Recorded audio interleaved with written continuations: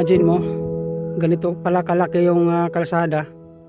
Tapos paglilinisan, pero doon sa dulo yun ang ganon ka kasikip.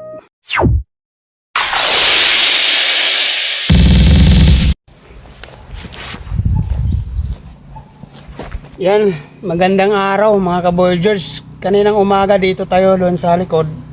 Tapos tatapusin natin dito sa harap. Paliko din to. Tatanggalin natin yung mga damo mga ka-Voyagers na makuha na ngayong hapon. Malinisan tong paliko dito na Corblin.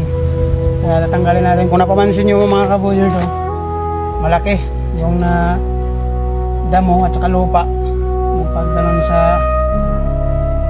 kalsada. Kaya tatapusin natin ngayong araw dito.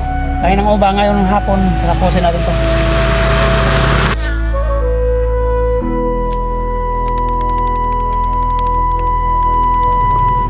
Magandang araw mga kababayan. Dito na naman tayo at maglilinis dito sa sitio Neptune, Jatagon, Lianga, Surigao del Sur. At napili ko po itong ganitong content mga kababayan dahil gusto kong makatulong sa ganitong paraan na wala tayong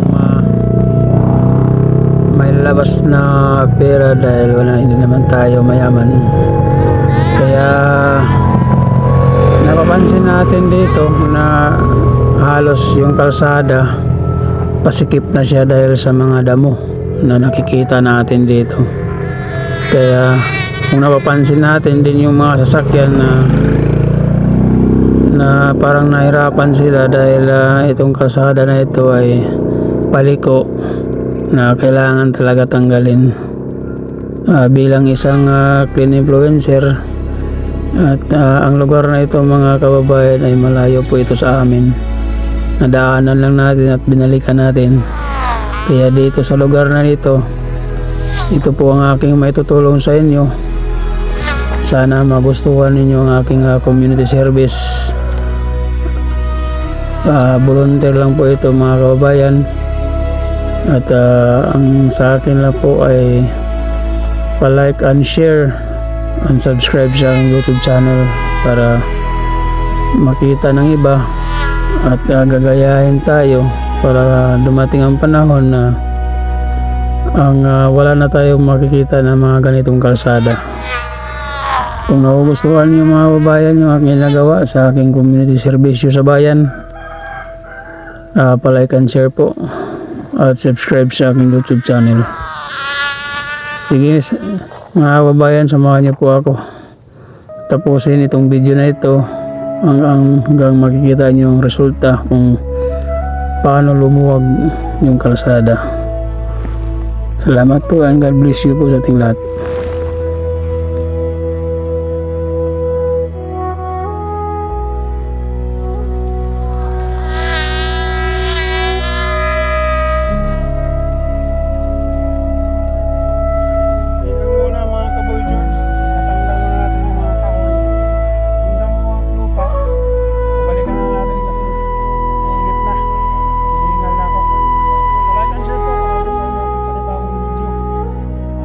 Masikip.